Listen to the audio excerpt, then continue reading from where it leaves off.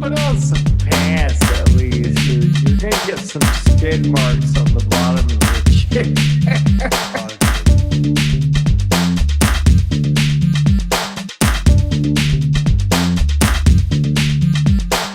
Oftentimes I cough and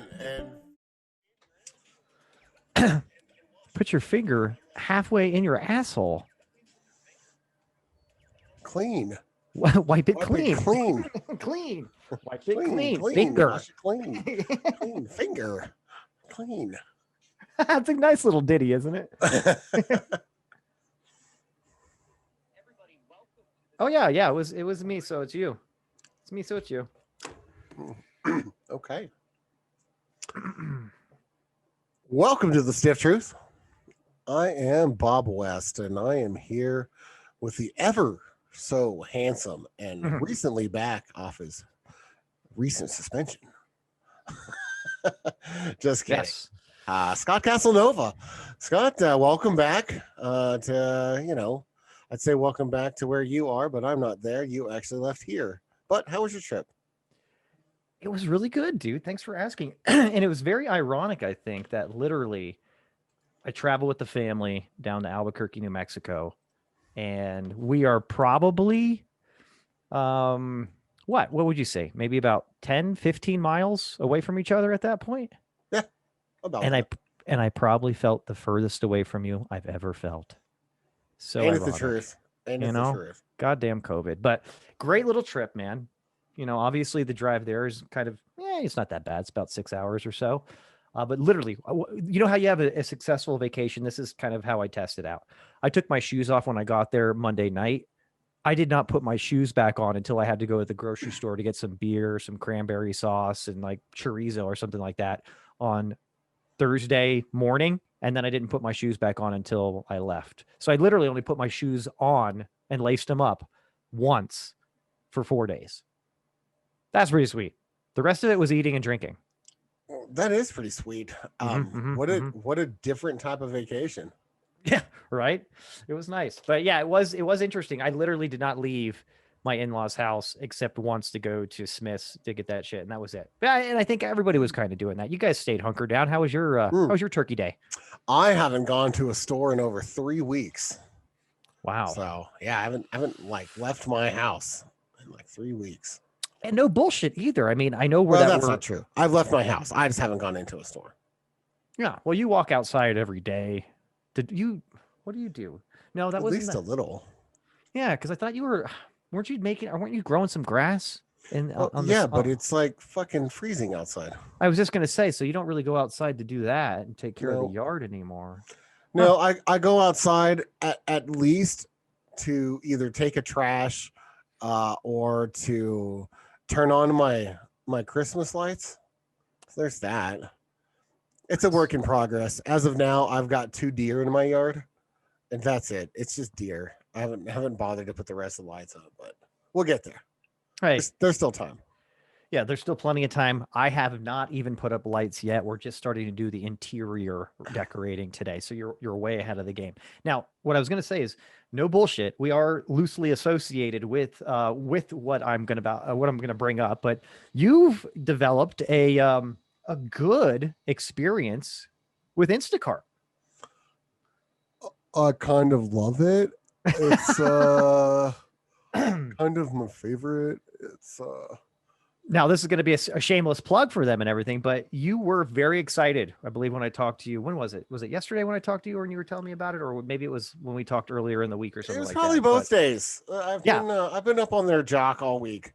Okay. How's that going? As the Stiffies all know, we do have we're part of the affiliate program for Instacart. They don't endorse the show, but we definitely endorse Instacart. So I used it for Costco and Sam's, right? I'm like, I need to go to Costco and Sam's. Man, I don't want to wait damn half an hour to an hour to get into each of those stores. That sounds terrible. I was like, let's see what's on Instacart. Maybe I can get everything from wherever the hell they shop at. They shop at Costco and Sam's, and Smith's and Albertsons or whatever, right? So they have so you get on Instacart and you're like, well, which store do you want to shop at? And then they have the list of stores that they they have programs with, right? So then I pick, Right. Costco and I get all my crap, and then I pick Sam's and I get all my crap, and it's a couple $100. So we leave a a fair tip, because we live in Laguna.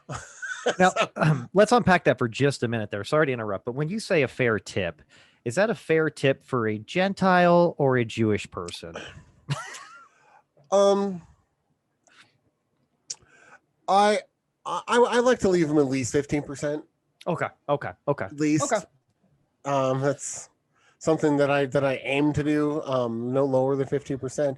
And the thing that's cool about Instacart is, if someone's amazing, right, you can increase the amount of tip after they drop off your shit. I would say decrease it, but have a fucking soul, people. Yeah. Well, tip with your floor and increase from there, but don't ever take it away. Even if they like piss all over your water, at least give them their shit. It's COVID and they're the ones taking the risk. So to keep it with my anti-Semitic kind of rhetoric right now here, so you can literally, if they do a good job, you can go safe and do a Jew tip. We should come up with a name for that. But then you can literally, if they do a really good job, just switch it to a hardcore, generous Gentile tip. Was that what you're saying? Yeah, you can take your 10% or whatever, because it's whatever you can afford to do. Not everyone can throw someone $30-$40 for bringing them food, but sure. But if someone does a really good job and they go above and beyond, you can get back in there. Not only give them their 5 stars like Uber, but you can increase the tip and give them a little note, whatever. Now, cool thing is when they're shopping for you, they text you like, "Hey, this isn't in stock or whatever. Do you want me to replace it with item A?"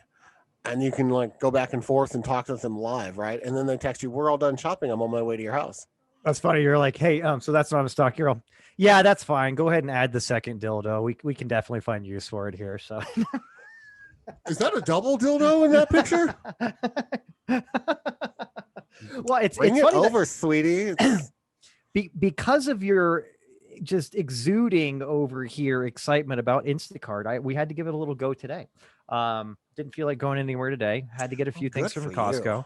Yeah, we've got like the free delivery for a couple weeks anyways with them, right? When you first kick it up.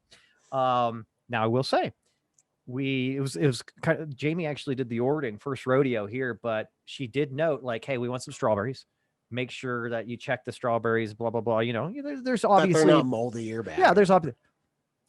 When they got here, about 5 or 6 strawberries were moldy. Had to pull that shit out. So you're right. We did. We waited and we did the tip, adjusted. She got like middle of the ground for stars. You know what I mean? Brought the tip down just a smidge, not straight to, all the way to the bottom or anything. But it wasn't a bad experience. It wasn't a bad experience at all.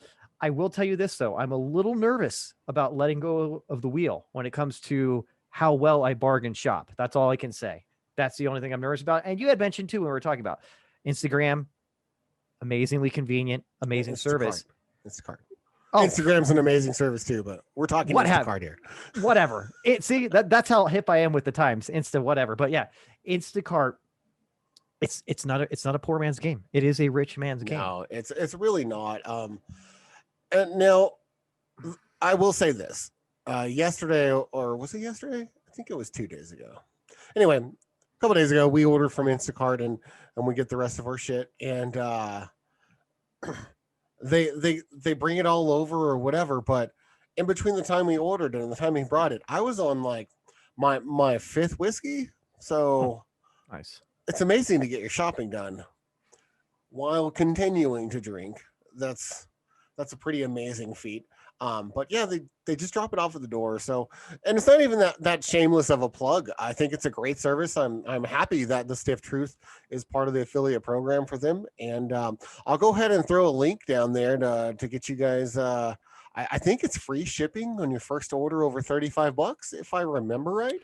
So I'll throw that in the description and in the notes of the podcast, just so that all the Stiffies can use it if they want. But it's a good service, and if you can swing it and you can afford it, these Instacart delivery folks are a gig working crew, and they're also trying to get by. jobs are a lot more scarce right now than they have been in recent memory. So, you know, if you can afford to do it, it's a good way to get your shit done, and contribute to someone that really, you know, is working hard and needs help.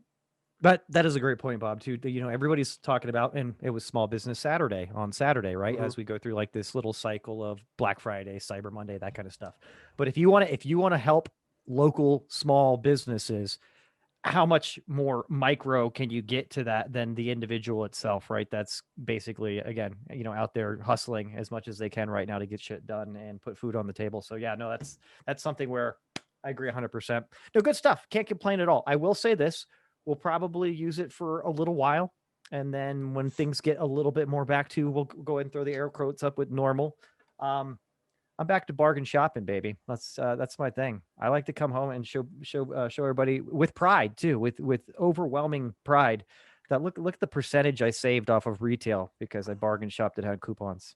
I'm just that guy. Well, I have a feeling that I'm going to keep a little of these new formed habits when we, you know, kind of get the ability to venture back into the world. And I'll probably be making an order from Instacart or, you know, once or twice a month, just so that I don't have to do it. Well, In a and I like position to be able to do that. So I really enjoy it. good for you. And the other thing that I know where you're going with this, I mean, it might not be said just plainly, but there's going to be many more times when you're going to want to start your fifth or sixth whiskey and you don't want to go to the store, but you've been tasked to do so. Right. So that's where the value pops right up 110%. I like what you're doing there. Yeah. And as long as I get everything done, I think it doesn't matter how I accomplish my goals. Wait, Bob, it seems like you're almost getting very politely defensive about it. No, I like that. I like that, sir. Well, hey, you know what? Let's it's great. I'm gonna get off the tip for just a little bit off That's the first. Yeah. Hey, new things, Bob. New things. But let's chat a little bit here. I knew nothing about this. I'm sure the Stiffies do, but you're absolutely right. When we were talking about, and here he is back on the show again, good friend of the show, president on his way out, Donald J. Trump. That's PDJT. For you out there hip to the square, you know, shorten if you're texting it. But I did watch that, right? I actually got on YouTube this morning. I was like, what is Bob talking about with this fucking tiny desk thing? Of course, he did throw a little temper tantrum too, which made kind of added to the hilarity, so to speak, of him sitting at a really tiny child's desk. But what was with that? Have you ever seen the president sit at that kind of desk before pre-Trump? That wasn't his decision, I don't think, because I watched right before they like started the press conference or whatever, and he was talking to a bunch of people making fun of the desk. You know, he was like, yeah, look at this. It's like a child's desk. He's like, yeah, it's pretty extravagant, pretty blah, blah, blah. Huh? You know, it's like, and they're all joking around, you know, what was with that? Well, thank you for asking. Thank you for the floor. I have You're welcome. a couple of takes on this, right? So first off, I have the question. Was that done on purpose? Because someone was like trolling, like on the staff. It's a small desk. Are you sure you want to use that one? I'm sure. Right they're just like, let's get the small desk and throw it on in there. That's what I want to do. So let's see if he uses it or if he makes us change it or whatever, right? So there's the first part. Was it intentional or not when that got brought in there? Because how could it not be? President's well over 6 feet. I mean, he's not a short guy at all. I want to say it's like 6'3" or something like that. Yeah, he's a big guy. He's a husky guy too. He's not thin. Yeah, I mean, so next up, you heard the pre-speech conversation, the pre-meeting conversation, right? He knew it was small. He obviously didn't prefer that desk. Are we still talking about the desk? Or his hands, or his desk? Yeah, he's 6'3". He's 6'3". So 6'3", big guy. So the president then chooses at that point to sit at the desk that he literally just made fun of, right? And I find that odd, right? Because if it were me, right? It's very undawny. It's very undawny of him. Well, there's a boom mic social distance, all that shit, right? So he's got the Sure. boom mic hanging over him out of camera sight. Wouldn't you at that point, if I were president, maybe it's ego or whatever the fuck, or no tolerance for failures or bullshit, I would be like, what the fuck is that? We don't have time now to move in a new desk. My Zoom meeting starts in a few minutes. Just get the shit out of here. And I'll just stand up and talk to these servicemen. And I'll just stand here and have this meeting. No big deal. Sure, But he didn't do that. He squeezed his big ass into that little ass desk where his knees were almost hitting the bottom of the desk. And he looked like an idiot. I will say this too. It kind of reminded me of when you go to like parent teacher conferences and stuff like that when your kids like and I'm talking elementary school, and you have to end up sitting in like some desk that size talking to the teacher about why your kid is spaced out and got ADD and stuff like that. But it is really interesting. It almost seems to me, and I'm going to go out on a limb here a little bit, but I don't think so. Stay with me here. But maybe Trump at this point, there is an element, even though his legal team is, fighting and clawing to try to overturn the election. They're still, working tirelessly on all this voter fraud stuff. But I think there's maybe a little bit of realization in his mind.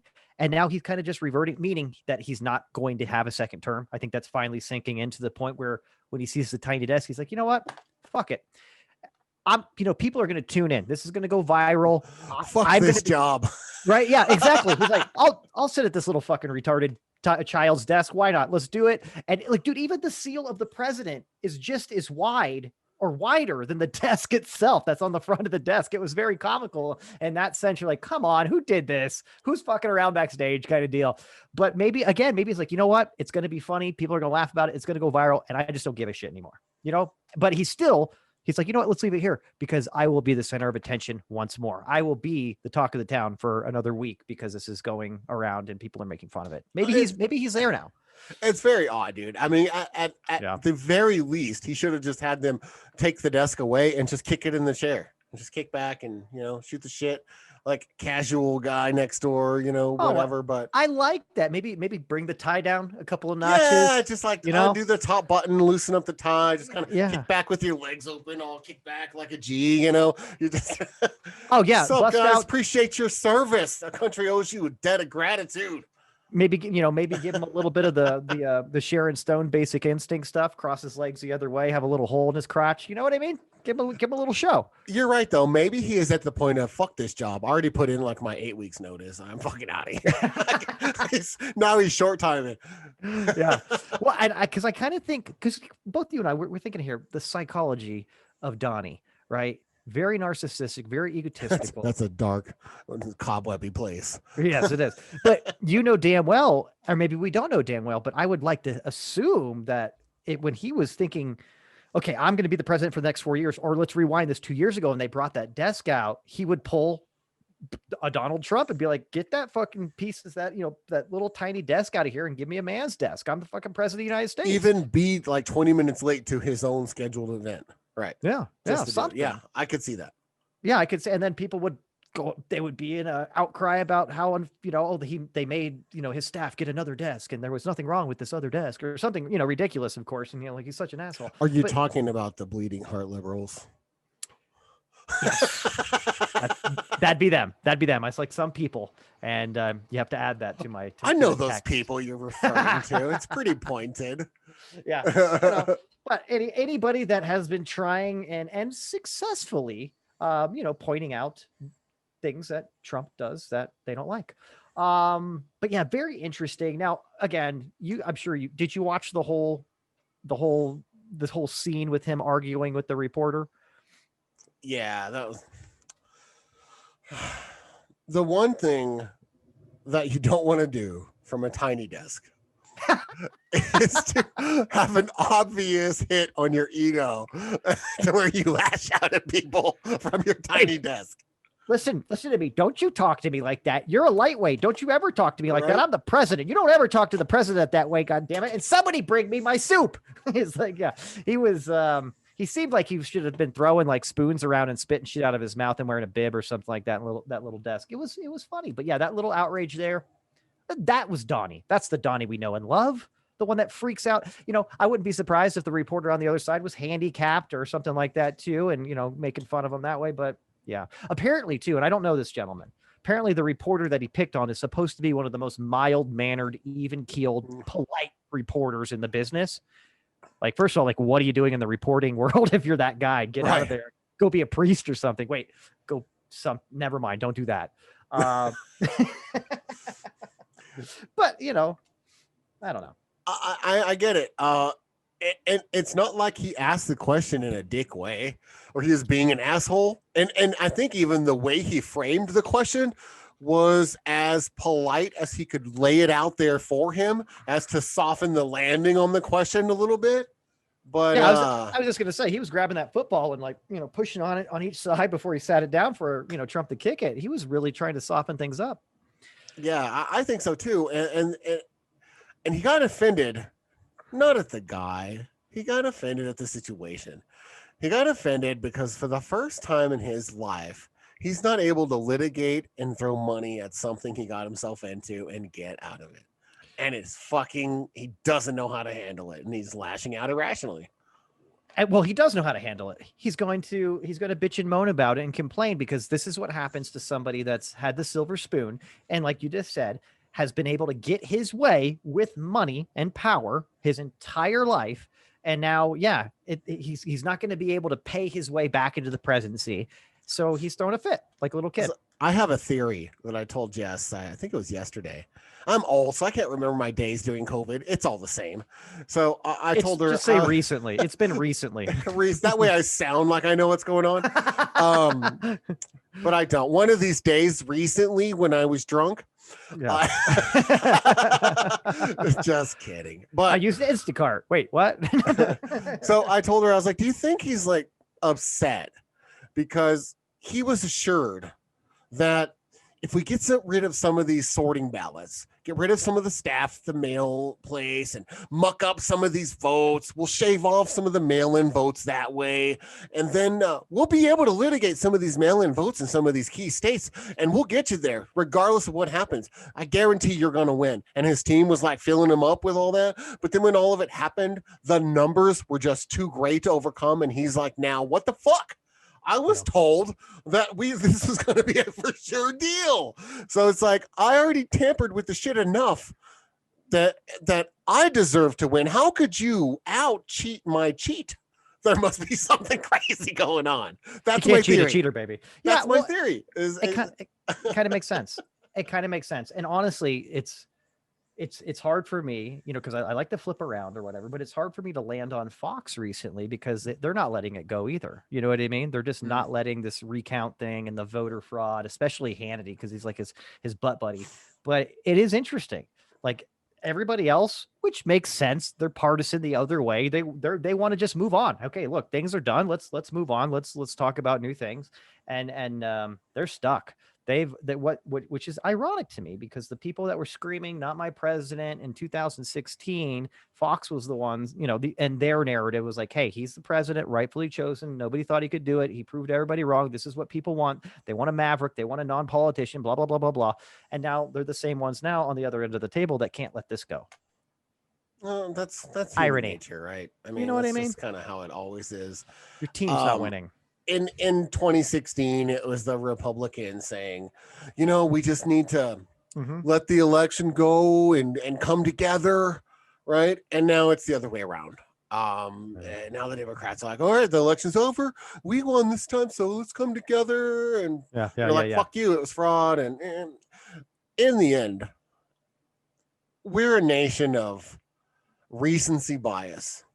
And it's really bad. And it's in all forms of the spectrum, socially, politically, everything.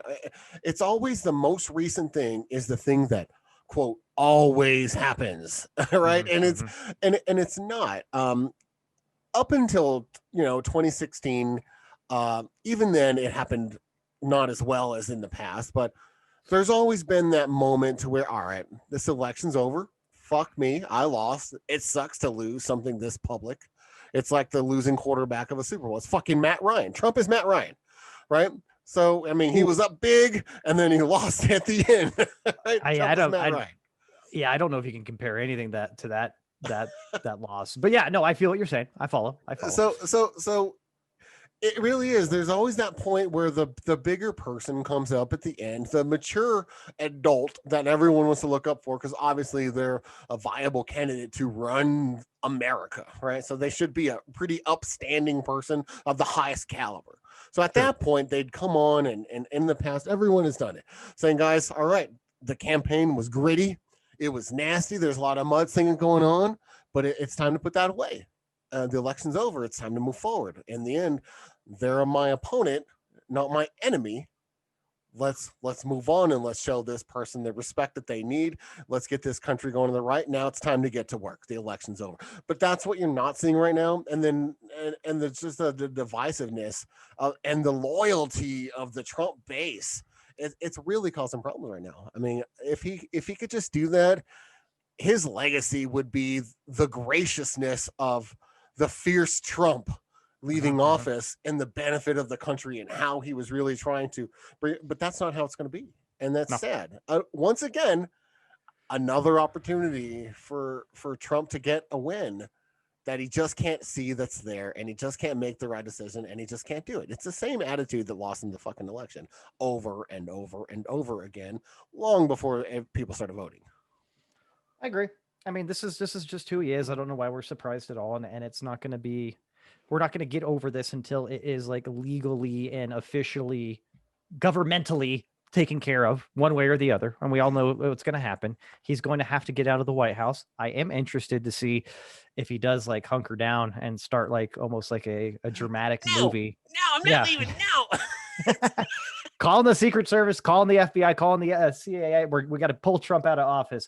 Out of his tiny desk, he refuses to leave. Well, I mean, in the end, we do have to come together and move over. The election's over. The two old men battled it, and one of the older guy won. Not much unlike last night. I'll tell you what. We talked about this. Months ago, because I think it was supposed to be in September originally. But for anybody that doesn't know, Bob just made a sweet transition there to talking about the Tyson Roy Jones Jr. exhibition fight last night on pay-per-view. A couple other fights too that were pretty good there. But boy, 8 rounds, 2-minute rounds, 12-ounce glove versus the 10-ounce gloves. Tail to tape obviously would kind of say, if you don't know Tyson too well, you'd say that Roy Jones maybe had the benefit. You know, he's a little bit taller. He's a few years younger. He's a little bit lighter on his feet, kind of stuff. But then, of course, knowing Tyson being Tyson is a fucking animal. And that's what he proved again. Great little bout. It's kind of what I expected from these two legends and professionals. But I will say this. They had the cards, they said 3 celebrity. They were actually just ex-boxers, which was interesting, but three ex-boxers were the judges.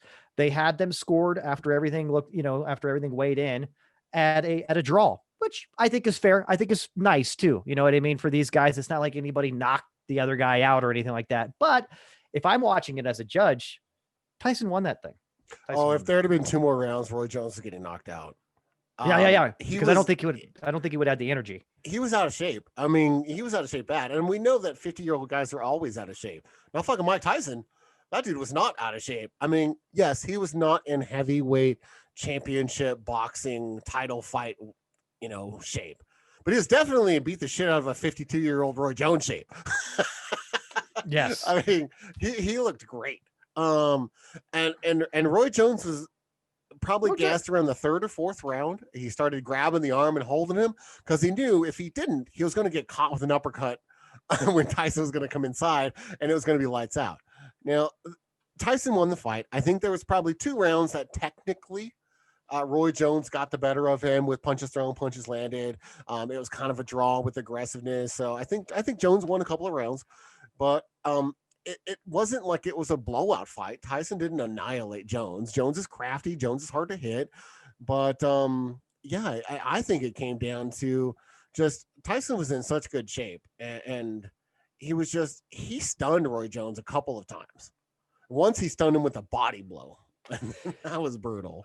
And that looked pretty intense. Like one thing I can say too is, and we talked about this before the show too, Roy Jones did the smart thing in that fight. even if you wind them back 20 years, he probably would have taken the same kind of stylistic approach with Tyson. First of all, he wouldn't have been in the same ring with Tyson 20 years ago. Wasn't he like middleweight, super heavyweight versus, you know what I mean? I don't think he did climb up to heavyweight. he did middle heavyweight or something like that. But No, again, he did. He was the heavyweight champ. Was he? Okay. Yep, he did. He kind of like Oscar De La Hoya. He was the champion of like 5 different weight classes. Right. So he climbed all the way up to heavyweight and then won the title. But then he couldn't hang with those guys because they're just, you can't fight someone that's 250 when you're 210. Well, and this like is the thing. 6'7", like.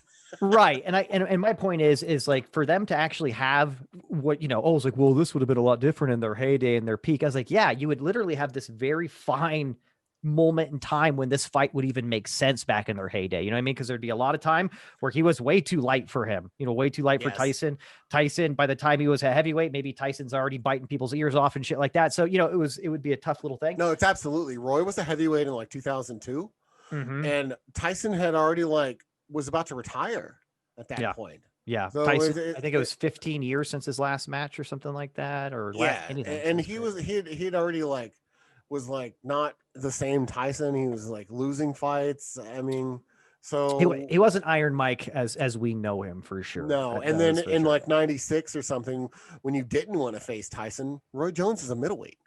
Exactly. Right. So it'd be hard to catch him. But if they did have that moment in time, like, hey, I'm almost as heavy as you.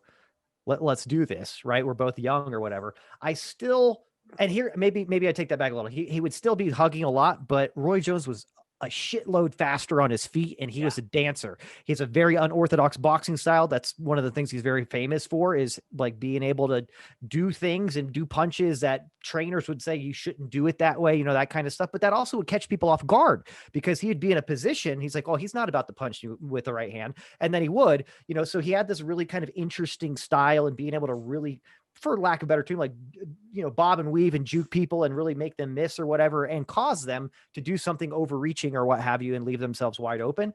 But I still say, we were talking about earlier, if that fight would have if they would have called it, because they were talking about it during the fight, it's like, hey, should they break them up sooner? Because Roy kept holding on to him. If that would have been forced a little bit more by the referee, that's where I think easily you see a Tyson knockout in round 7 or 8. Well, and even if not, if it was an official, actual boxing event, not a charity, exhibition event, Roy Jones would have started getting points deducted for holding him. Every single clinch. He was holding that arm because he knew that was his arm to push him and get an uppercut in or a hook. And he knew that that's the arm he needs to hold. And he was too tired to do anything. I mean, he was trying to flash and do all that. But I completely agree with your assessment of if they'd have met up in 2001, right, and had a fight at that point, it would have been interesting because Roy Jones, he had a way of bobbing and weaving, but he was a counter puncher, right? So he'd wait for a mistake and then counter puncher, and he had the speed and the athleticism to be able to do it. And it much similar to Floyd Mayweather, except for Roy Jones was not a defensive counter punching scoring boxer. Roy Jones was a counter punching knockout boxer. Oh, you mean actually more entertaining to watch for spectators like you and I, not I feel you. Roy Jones, I tried to explain to my son, Roy Jones was one of the most entertaining boxers I've ever seen. Sure. Back in the late 90s and early 2000s, Roy Jones was so fun to watch because he'd make fun of people while he was boxing them and then knock them out on a weird counter where they're leaning in for an uppercut or something, and they're now leaning in to a sick hook or an overhand or something from Jones, and night. Yeah. And it's interesting too that I love that these guys' style are so opposite of each other. You know what I mean? Tyson is, and even their persona in the ring, Tyson has been quoted saying when he gets in the ring, it's kill time. You know what I mean? He is there to destroy. No fun in games. You're not going to see him shit talking or anything like that. If he starts yelling, it's because he's angry and is about to rip your head off. Not like a kind of, tongue in cheek, kind of sarcastic thing. Completely different. And their style of fighting, he is literally every single time he goes to do any type of punch or any kind of strike, it's going for the kill. Tyson is always going for the kill with every series that he throws at people. It's like, okay, I'm gonna go for the kill now. I'm gonna go for the kill now, and that's how he does like every single round. That's why it was, again, by Jones, very smart to keep grabbing that arm and keep hugging him, because I was like, dude, he saved probably a couple teeth from getting knocked out if he would have tried to just, all right, let's stand back, arms linked, and let's box. No. That wouldn't have worked right. But No, again, and he was so gassed that he was losing his legs. And the easiest way to get knocked out, especially from Mike Tyson, that's in pretty good shape for an old timer, was to lose your legs, because now you can't weave. You're going to lean into one of those hooks or uppercuts from Tyson. It's going to be over. And there was a couple of times where he got stunned, where I was like, "Oh shit, he's gassed and he just got stunned." Man, this fight needs to just hold on until the final bell. But I mean, there's a couple of things to take away from the fight. Other than that, there was a line when Snoop Dogg said, "This looks like a couple of my uncles fighting at a barbecue." Oh, can I say this? Snoop Dogg commentating boxing is a must moving forward. I think they need to sign him up, because, dude, some of his commentary was spot on, but it was like literally watching a fight in the neighborhood with like your buddy or whatever, and your buddy's just chiming in your ear. I was like, God damn, he said some funny stuff, but that was right on the money too. Like there was a couple of times where Jones was doing something and like and Snoop Dogg's like, whoa, easy, Roy, watch out. That's still the champ, man. That's still the champ you fucking with. It's like, it was pretty intense, man. But the other thing I thought was interesting too is like looking at the scorecards and all that. And I was like, okay, somebody saw a different fight than I did. That's fine. I don't know if you saw George Foreman's Twitter or whatever about it too, but he pretty much echoed the same feeling that we had, saying that like, Roy, you shouldn't even have been in there, kind of thing. You know, it was dangerous for him to be in that fight and the shape that he was in. Yeah.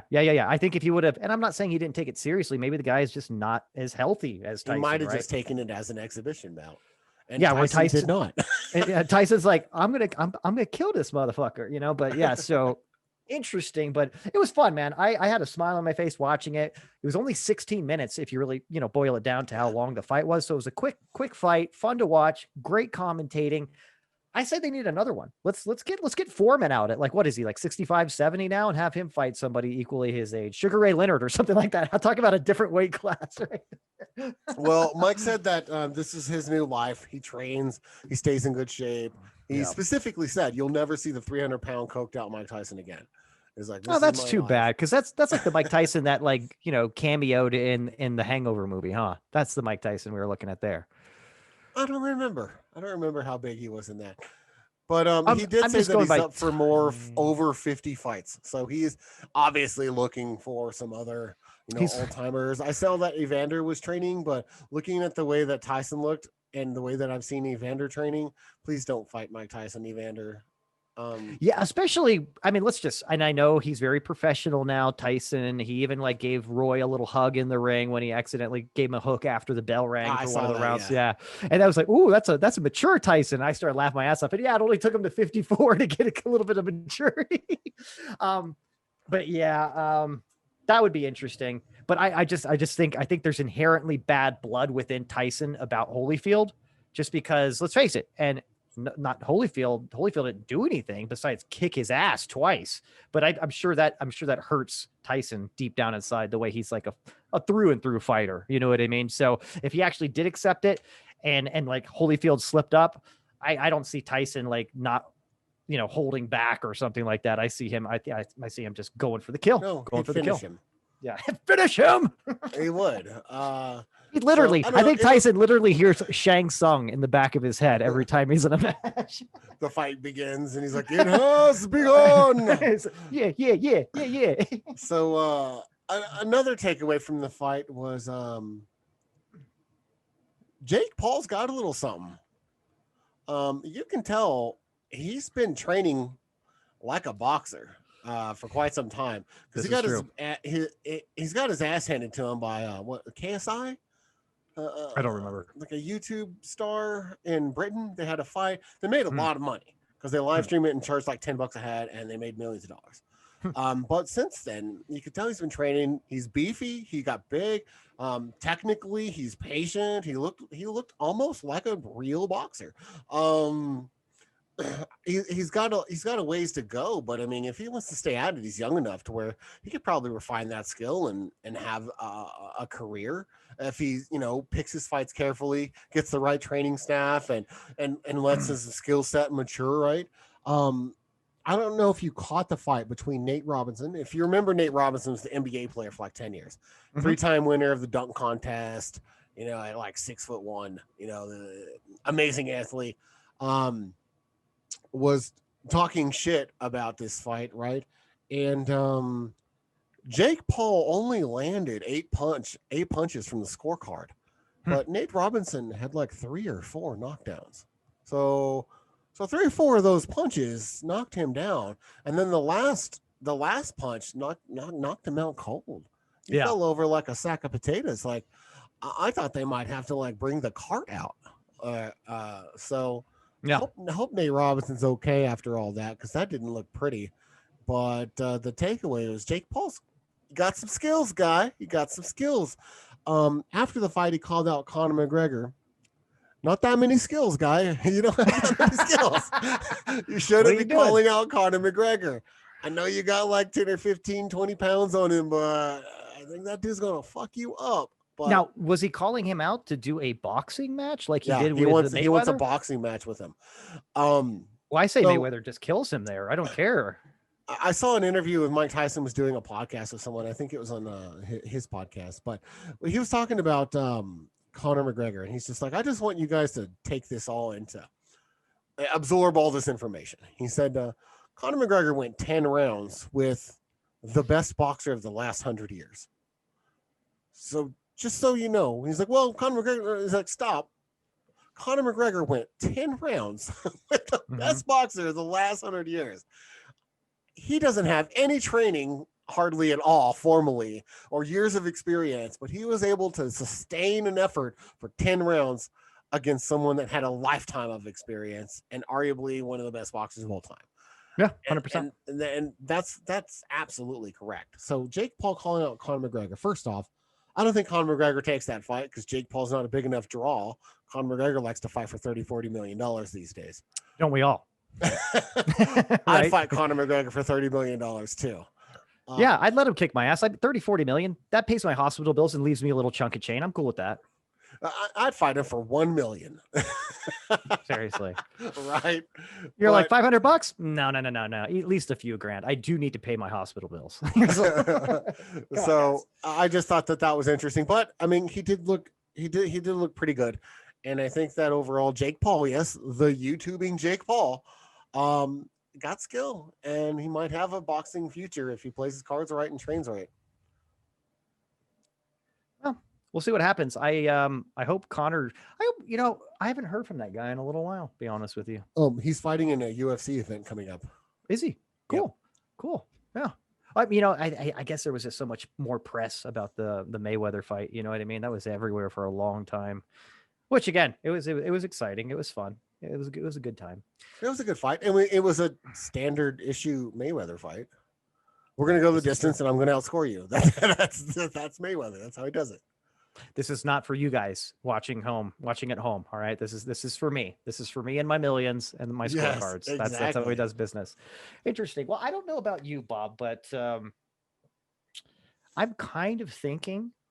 Because I guess we ran a little bit long talking about Trump's desk, but would you want to go get a cocktail now?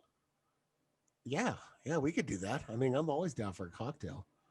Oh, okay. I figure we have a cocktail on the show. Do a new thing. What do you think? Yeah, let's do something different. Hey, you know what? Win and rum. Let's do it. All right. Cheers, Scotty. Oh, cheers all the way. Cheers to your tits. Cheers for fears. Oh, it's a great band. Cheers for beers. So easy to share. Go ahead and recline that thing all the way back. Pour yourself a nice little bottle of bubbly. Hey there. I'm back. Right, in action. Looking good as usual. Better than ever. Gonna hold them up. Ooh, it's Mellon Ball-y. I hope it captures the true color on YouTube, because this is like a like slime secret of the ooze kind of greenish yellow. It's nice. I implemented a new technique with my shaker and got my glass and put it inside the shaker and shake them together as Nice per the work. instructions. Nice work. That way you don't have to add extra orange juice at the end if you didn't do enough. I like Yep. your style, sir. This is really interesting. I did not have one of these yesterday. We literally just came up. We completed the show yesterday afternoon after I was done driving all day. If ever we want to be honest here, but it does taste like the essence of like honeydew and cantaloupe kind of aftertaste, right? Yeah. So Mellon Ball, very nice drink. Good. It's another one to add to the summer list. 100%. And so, of course, everybody doesn't know. Mellon Ball here is a pretty basic drink, pretty easy drink here, guys. You don't need much. You need melon liqueur, which me and Bob have oodles of now, which is nice, along with 12 other different types of fucking liqueur. I think that's pretty sweet though. Literally, like, I don't know what brand that is, but like I get the same brand too every single time of all the flavored liqueurs, and I've got like a shitload now. But it's literally an ounce of vodka, an ounce of lemon or melon liqueur, and the rest orange juice. Shake that bitch. Boom. Very Simple. refreshing. I can see this being a good follow-up to my Harvey Wallbanger to start off my spring afternoon, right? Like late spring, it's getting really warm. I'm having a Wallbanger. Switch it up. Give me a Mellon Ball. Boom, bam. Yeah, and it's always good to find a good use for the Midori or the melon liqueur, right? That's always good. Yeah. So I can yeah, remember it's a what good we had drink. before. I'm just planning on just digging in today. I got nowhere to go. I got no one coming over, obviously. Got no deliveries today. All I got to do is like some drunken accounting, watch the Cowboys lose, and I'm golden. You don't have to watch the Cowboys lose. They lost on Thursday to my team. Oh, yeah, that's right. They pre-lost going into the weekend. Hey, you're in the clear, man. You're in the clear. All you got to do today is make yourself some more cocktails and watch games objectively. Now, It's sad that they're still fighting like for a playoff berth. you know, it's pretty interesting. The headline, too, with all the stuff that I subscribe to, of course, Washington, it's like Washington takes first place, NFC East, playoff bound hopefuls. I'm like 3-8 or whatever, or 4-7. I'm like, that's cute. But hey, it is what it is, man. It's the division that we've chosen. But I will say this. I'm going to take one more drink. Okay. Speaking of NFL, I do have some news. So, for those of you that are getting this, and for you, Scott, the NFL and the NFL shop and the NBA store are both having some pretty good Cyber Monday deals that have already started. So I went ahead and put in a few orders at the respected sites because I asked my son, I said, hey, do you want any Cowboys or Broncos gear or anything? And he's just like, I'd rather have Mavericks gear. Those teams suck. At least the Mavericks are good. Wow. I was like, damn. Straight up, huh? That's true. So smart kid. So ordered him some Mavericks gear. He doesn't know. He doesn't know what, but he definitely knows I ordered Mavericks gear because I asked him what he wanted. But I did go and pick some stuff for him, and then I also got some Broncos and some Cowboys stuff ordered off of the NFL shop. So if you want to peruse that today, they're having some pretty sweet deals and some sweet sales for all you Stiffies out there and for you, Scott. I enjoyed it. It didn't break the bank with some of the deals that they're having. So just a heads up. Okay, thanks for that. And here's what I'll do. I'll definitely check it out, and I'll probably peruse Dolphin stuff for Elizabeth, Buffalo stuff. I have made a commitment to myself. I'm not buying any Washington gear while they don't have a name. I heard that they're not going to get a name, that they're just going to leave it that way. Yeah, well, then that I don't know if that's going to happen. But are you going to go with the W? I have heard that they may still not have a name throughout the entire 2021 season. So you're like, Jesus Christ. But I was actually on NFL Shop, not when they had any deals a couple of months ago, and I was actually stoked to get myself a McLaurin jersey. And I pumped the brakes because I was like, you know what? I just don't feel right spending a decent amount of money on like a new jersey if it just says football team on it. I'm just not going to do it, dude. I'm going to wait till they're called whatever. Red Tails, Red Wings, whatever their little name is. I like Warriors. I think Washington Warriors would be cool. Who cares if it's a basketball team? We have giants in multiple, kinds of sports too. Baseball, football. You just like it because you'll totally dress up like the fucking Warriors 100%. at the game. Be like, Yeah, oh yeah, we are the Warriors. I'll be bringing like 3 bottles with me wherever I go. I'm like, Cowboys, come out and play. I go to the game with my Washington baseball bat. Hold on, I'm gonna fix my camera real quick.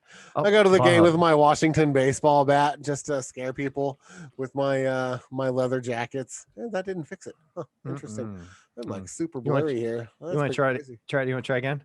And no. You're just gonna talk to black screen the rest of the show. Well, at least you're not trying black. Enjoy that. I don't know. I don't know what's going on here, but whatever. My camera decided that it just didn't like it. I got too close to it or something. I don't know. Well, you could try it. There you go. Just cover your hand up the rest of the time. What are you gonna do? But I don't know. I'm just gonna be blurry, I guess. Well, we did have another. There you go. Just leave it like that. I like the R. Just R. Cool. R. There it is. That was cool for a minute. Like your body wasn't there, and then it showed up. That was nice. Oh, that's weird. Anyway, whatever. I'll just be blurry. Moved around a little bit. Okay. Yeah, it's just like caught in the middle of focus. But enough of that. Technical difficulties over here at the West House. Yeah. Well, I was going to say, let's talk about one thing, but why don't we pull our next little topic? Just get right into the meat potatoes of the episode. Huh? Yeah. Let's do it. Okay. Good. Those of you watching on YouTube are probably wondering, why the fuck do they have like these old ass games and shit on their wallpapers? There's a reason, as you all know. There normally is. I don't think we've ever had random pictures. That's not true. The sitcom backgrounds was pretty random. And yours that you used twice now. I believe it's one of your favorites. The pizza sign. That was totally random too. That's right. I do use the pizza. So anyway, these aren't random. We wanted to talk about games. I'm a pretty hardcore video game aficionado. I would say you're balls deep in the industry. I love games, and I always have. Oh, that's so much funnier to me than it will be to other people, but that's okay. Well, so since I was a little boy, I've been playing games since I was like 2 to 3 years old. So back in the day, it was the Atari for me. Joystick, one button, boom, bam, playing games like Kombat. I don't know if you guys ever remember the game Kombat, but that's some old school shit.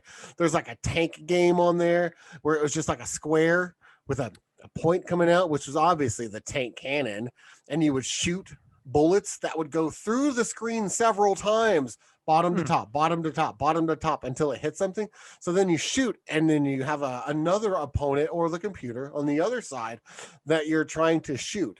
A very simple game, but that's one of the first games I've ever played. There was also the Atari Football game that I was playing at like 4 years old. It was basically 3 offensive guys and 3 defensive guys that you'd run around like that, and then you had a ball carrier and a tackle outside of that. So you could control the defensive guys and then the one guy to come and tackle. And if you didn't, you'd score. But me and my brother got, hey, look, I'm clear again. Just used them Biore. I was like, look at you go. Cleaned up your skin. We got into so many fights playing Atari fucking football. It was insane. Right. So by the time Dig Dug came out on Atari. Oh, get the fuck out of here. I was already well versed in some old school games. So Dig Dug like really blew me away. Donkey Kong, crazy game compared to, some of the older games on Atari.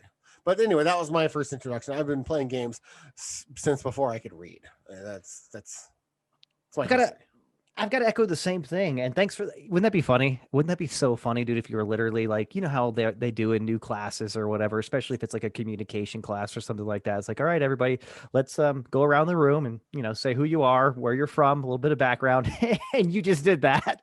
like for a business class, you're all, so I've been playing games Since before well, Yeah. check out this nerdy motherfucker over here. But no, I do got to echo the same thing, man. I mean, honestly, and I think we were born at the right time, man. I mean, we were born like you just said too. I'm a couple years younger than you, but I do remember that my older brother and my dad ferociously sitting there playing the original Pac-Man on Atari. You know, the one button again, just the one red button and the joystick, just going at it. Playing games too that were really big on the arcades too. I remember that we had like what was it, like Asteroids and Galaga, or all the different, really fun old school games that made that little crossover to console. I think I only had the Atari going for a couple of years. Because again, I was born in '82, so I believe when I was 4 years old is when the big exciting purchase happened, and that was the original NES with the gun.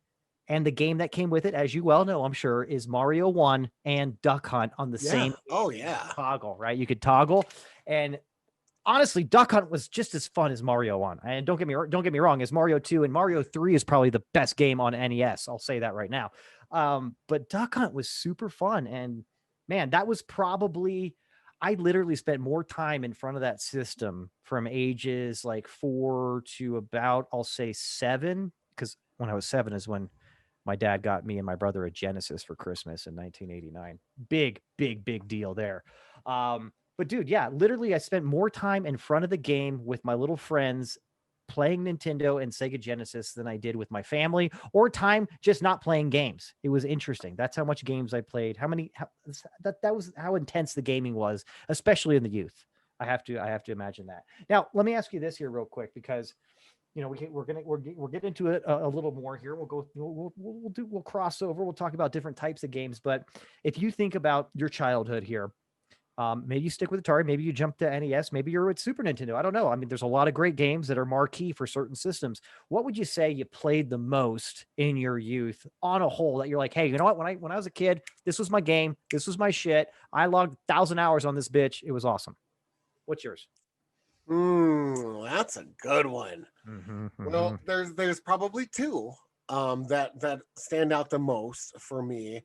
I never owned Mario 3 on the Nintendo. Oh my God, you poor soul. I didn't know this was going to turn into a depressing episode. But Mario 1 I could beat in like 8 minutes. Oh yeah. So Mario 1 I spent a lot of time on as a kid. To this day, I can still play the shit out of Mario 1. It's pretty crazy. My son's like, how can you even do that? You're so old. He's like, it's so hard. And I was just like, yes, these games are very hard. And when you have zero life, this is how you do it. So Mario 1, I spent a lot of time. So in 1988, we got a Nintendo for the first time for Christmas, and it was insane. My dad found a good deal. I think he found it at the pawn shop or something, but he found a really good deal on one. He brought one home, and it was changed my life for real. Was that not the best fucking Christmas morning of your entire life that you could think of when you unwrap that bitch and you just it was insane. Oh my God. Even more than that, in 1992, my mama got me my mom's mother on my mom's side. I like how you get out of the Texan for a minute. You're like, let me explain to what mama is. so my mama bought me and my brother an SNES in 92. So if you remember, SNES came out, I'm pretty sure, earlier that year in 92. Yeah, so, I believe, 91 or 92. 92. Yeah, 92. So she got one for Christmas of 92. Because we had moved away from Texas just a few months later in 93. I believe it was in March or April or February or something in 93. Anyway, so under the tree, Christmas morning, unbox it, at Mama's house, sick Super Nintendo. I logged so many hours of Super Mario World. It was insane. So there's two games that I played just religiously: Super Mario World and Donkey Kong Country. Oh God, was that not the game? Those two games were that was the shit. It didn't get any better than that for me. I mean, yeah, they had Mortal Kombat, but Mortal Kombat and Street Fighter were kind of lame to play on the consoles. That's an arcade game. That's a game you play at the arcade and you battle people. I agree with you 100%. I had them. Of course, you had to get them for the console. Every kid had to have Mortal Kombat and Street Fighter 2, Street Fighter 2 Turbo, Street Fighter 2 this edition, Street Fighter, what have you. But good call on that. Now, I will tell you this, because I remember this too. I'll skip Genesis for a minute since we're talking about Super Nintendo. For some odd reason, I logged a shitload of hours on F-Zero. Do you remember that racing game, dude? Oh, I loved that game. Dude, that Yes. game was so fucking fun, dude. And it was, you know, With the sick turbo jumps. Yeah, the turbo jumps and the super crazy futuristic, like it was just a very, very fun racing game. And the little turbo spots and everything too that you'd hit send you fucking flying through there. That was a really fun game. Something else I think I played a lot on Super Nintendo. I don't know. I guess I played Final Fight a lot on there, but that was because I liked it on the arcade. How about this? How about this? Double fucking Dragon. Yeah, Double Dragon. But then I'm jumping back to regular NES, dude. Not going back to Nintendo for the original. But yeah, they did that. But I mean, okay, elephant in the room, though. I think probably the best game on Super Nintendo. No, I take that back. That's the next generation after. I would have to say that I think F-Zero, probably my favorite game on Super Nintendo. Believe it or not. Yeah, mine was Super Mario World. I love that game with the damn cape to fly around and barrel with Yoshi. I mean, come on, that's the introduction to Yoshi. Yeah, well, and Star Fox, I think wasn't that on Super Nintendo? Oh, Star Fox was on Super Nintendo. That was the beginning of the 3D. Can't remember what they called that computer chip that they added to it or whatever to be able to do 3D technology. But Star Fox was the very first like 3D console game, I think. I want to say that was a 32-bit game. I might be wrong, but it was a crazy game-changing game. I mean, that's like kind of where the phrase game changing comes from, right? It was a game changer. When that came out, I still remember dibbit, whip it, jamming. Remember that? Yeah, those little the little guy. Yes. And you're basically in a never-ending scene of Star Wars when Luke's flying the plane to blow up the Death Star. Right? It's a constant that all the time. Star Fox, crazy. It was still a 16-bit game, but it had a chip and it was called the Super Effects chip. That was unique to it. I looked it up. Look right here. Super Effects chip is a core processor on the graphic support added the selected Super Nintendo system games, primarily facilitated advanced 2D and 3D graphics. So it came with a video card. Essentially. Yeah. A cartridge game that had a micro video processor on it. That's pretty sweet. That was a good game. It was fun. Now, I will say this. It was a little bit tough, I guess, the 3D was fun, but the graphics in general, because of the 3D, the rendering was a little bit weaker looking than some other games, but it was the idea of being able to have the 3-dimensional world flying through fucking, gates and stuff that you could not do on any other system till that point, right? Everything was 2D. Everything was kind of a live action game of Tempest, right? Which was, I think, the first 3D game in general was Tempest. Oh God, that Mellon Ball. I never had a Genesis personally. I do now. I have one now, but I never had one before. And but I logged a lot of times because a lot of my friends had them. Sure, right? Sure. And so, man, Altered Beast. Watch out. I was just about to talk about that. I did get a Genesis in '89. I believe that was their first run, their first or second run. It was very, very, very brand new, but it did come with Altered Beast. That game in general, that was a game on the original Sega. There was a Sega before Sega Genesis, if you remember that. It was my cousin had one, but he was the only guy I knew that had one. He's like my oldest cousin. I was like, what the fuck is this weird black and red thing? And he's like, yeah, it's a Sega. I'm like, okay. They had the original Altered Beast on there. It was kind of lame, still cool idea or whatever. But yeah, that game was really sick. And then once you had the code to where you could switch the characters that you transform into, the game wasn't really fun anymore because literally for the last guy, that's a rhino that you have to fight. Remember, you just turn into the dragon and you fly right above him and you just do the electric shock thing and he dies in like 2 seconds. It's really, really horrible that it destroyed that game. But what a fun game. And it's interesting that you say that's rough that you didn't have one. But again, you probably logged just as much time in it as anybody else. That's probably the peak of my obsession with video games is when I had my Genesis, because that's when I was from 7 years old until about, 10, 11 before I even had like a Super Nintendo in the mix or whatever. So it was solely Genesis. I had given up my Nintendo because Genesis was just so much cooler than a regular Nintendo. But with that game, I will say Sonic and Tails, the second Sonic, not the third one, Sonic and Knuckles, but Sonic and Tails was my favorite game. With if you wanted to have something, the first person view, 3D loops and shit. yeah, and doing like almost like the roller coaster type casino pinball type levels and stuff like that. Super fun game. So Sonic was huge. And then the other really big one I don't think was on Super Nintendo is the Golden Axe series. I don't know if you ever played that, but it was kind of like a medieval type characters. You could be a guy with a big sword or an old man with a big broadsword. Or the chick with the shiny bra. Yeah. And she of course had the strongest magic. The other guys were more brute force and had weaker magic, and you had to fight like skeletons and blah, blah, blah. Those were really fun. They made 3 of them, and I like played the shit out of those like forever, but that was a big one, man. And then I think the last one that really sticks out to me that not a lot of people know about, there was a game called Techno Cop. Right. And this was, I believe, the first video game that had like a rating on it, like a parental advisory for being violent and this and that. Like it wasn't really like a regular thing to put that on games quite yet. And this one had it because literally it was such a weird basic game. Let me ask you, sorry to interrupt you. So let me ask you, what's your favorite Nintendo game? I got one. I mean, I got one. It's not the game I played the most because I never had it, but I have it now. I'm going to go, and I did have it. It used to be something me and my dad used to play a lot. Mike Tyson's Punch-Out. Boom. That's the same one I was going to say. Mike Tyson's Punch-Out may be the hardest video game ever. Oh, if you don't believe me, kids, go ahead and go beat Mike Tyson and Mike Tyson's Punch-Out.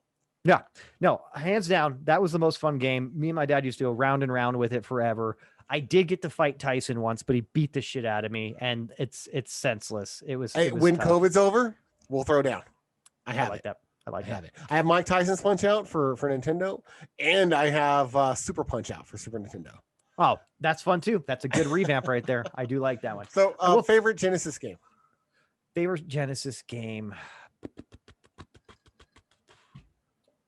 I'm probably gonna say this is a tough one, dude. Can I maybe Pat Riley's Basketball? That's funny that you say that. I'm gonna go with NBA Jam. Ah, okay. Yeah, that came out a little bit after NBA Jam. Again, to me, it is one of those games where maybe it's an arcade game in the sense that it was really fun in the arcade. But I will tell you this: my 13-inch Sony Trinitron that I think we had when we were living together still had the NBA sticker when I pre-ordered that game for Genesis on cartridge on the side of the fucking thing throughout all high school, through my early 20s until I finally got rid of that TV. But yeah, that was a really good game. And I will say too, the original Mortal Kombat on Genesis was something I played a shitload too. Well, yeah, I NBA Jam for me. I knew all the codes so that I could be George Clinton, Bill Clinton, Hillary Clinton was on that game. That was fun, right? You could be Shaq Bubba with the big head. I forget some of the other ones. There's one of the game developers called like Air or something.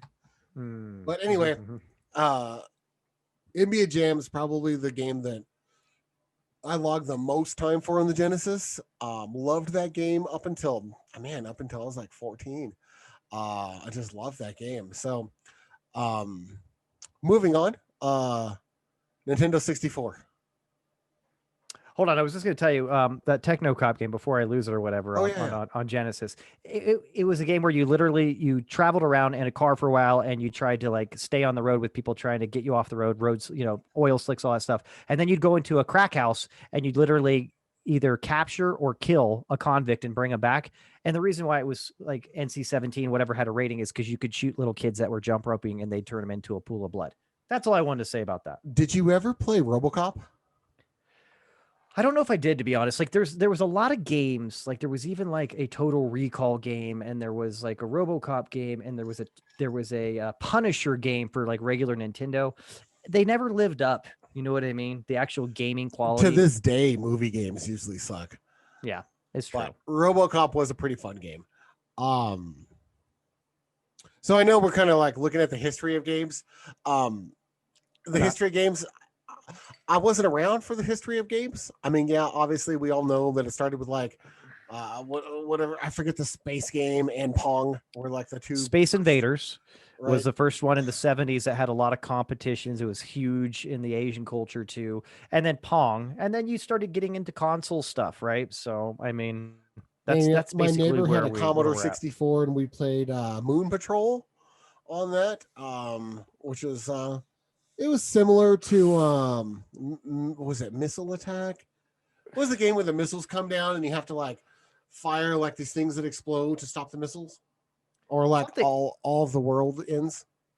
I believe that's Missile Attack. Honestly, that's the scenario for almost every game, shooting game or wartime game on like the arcade and the original couple of systems. So kids, you probably don't know, but arcades, if you can see behind me for those on YouTube, we used to actually go with, $5 or $10 of quarters in our pocket and set quarters on top of the machine as who's got next.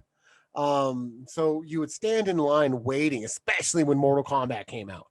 Mortal Kombat was probably the most desired game I've ever been around in an arcade, ever played. It gave arcades a resurgence. It was so good. Street Fighter and Mortal Kombat in itself gave these arcades a sick resurgence in the early 90s. They would have Mortal Kombat in the strangest places. Like I remember there, I don't even know if it's there anymore, but in Albuquerque, there was like an ice skating ring in the Northeast Heights. They had nothing in there at all but a Mortal Kombat arcade game. Mortal Kombat 2, right? Well, they spent their whole budget on that. Yeah, because it's like if we're adding anything for the kids, we're getting Mortal Kombat 2, and people are gonna go nuts. I will say this too. One thing that the consoles did is they made with the controllers, it made finishing moves a fuckload easier to actually do. Doing finishing moves with the different sequences with the joystick and the buttons is a lot harder, man. So to be a real badass, some of those guys that would kick your ass and then icing on the cake, go and put your dick in the dirt with a badass finishing move. I had to much respect, guys. As you're putting another quarter at the end of the line and going to stand behind people. Yeah, you're a fucking dickhead. Ripped off. 12-year-old Asian kid is dominating the arcade. Mm-hmm. Yes, I've definitely been there. And the Dallas Burbs at the arcade. I miss arcades. There's just kind of nothing like the arcade games, and you just don't really see it anymore. The shooting arcade games were some of the most fun. Remember House of the Dead? Oh, dude, 100%. Yeah, House of the Dead and Time Cop. Or what's it, Area 51 or whatever too. Area 51's a good one. Super fun game, dude. Time Cop was great. But yeah, Do you remember Terminator 2? Oh yeah. Do you remember the Aerosmith game that had a big Uzi attached to the top of it? And like it was Aerosmith playing the music for the game, and it was just some crazy shit where it was literally just an Uzi attached to the top of it, and you just got in there and started blasting people, and it was jamming Aerosmith. That was a fun game too. Shooters are fun, but you're right. Not only it's not COVID that fucked up the arcade; they've been a dying thing for a while. I mean, I go to Dave and Buster's, or at least I used to. I go every year for my birthday because Jamie knows like I love to fucking play arcade games. I'm never gonna grow out of that. I don't even think that even makes sense to say grow out of it, dude. If you enjoy gaming, you enjoy gaming. But you're right though, to a certain extent. They don't have the arcades. Let's just take Albuquerque, for instance. Remember the Tilt? Both, of course. Yeah. Where's that? Where's the one that used to be here? Where's the one that used to be in every mall? They're all appearing. We used to go to the Tilt at Windrock Mall, eat Sparrow's pizza, and get hot dog on the stick lemonade, and just play arcade games all fucking day. To mix it up, we'd go into Champs because they had like a half-court basketball set up over there. We'd go shoot some hoops, and then we'd go back to the arcade all day at the mall. Our kids aren't going to know that. Well, they're not even going to know Windrock, how cool Windrock used to be versus Coronado too, because they always had a Tilt there. It's like that little tiny one by the escalator. Yeah. But the one at Windrock was like just dominating, huge. You had Oshman Super Sports in there, that knife shop, the World of Knives or whatever. There's the 90s Windrock Mall. Damn. I know now almost nobody except for our listeners in Albuquerque, New Mexico are like, what the fuck are these two tools talking about? Well, in the 90s, there was only like 4 malls in the state of New Mexico. Yeah. Right. Oh, no, that's not true. I guess Farmington had one too. So 5 malls in the whole state. 2 of them were in Albuquerque, and only one of them was relevant. right? And that was in the mid 90s. It was Windrock. And then in the late 90s, early 2000s, Windrock was a ghost town. Yeah, they shut it all down except for They the big, almost tore it down.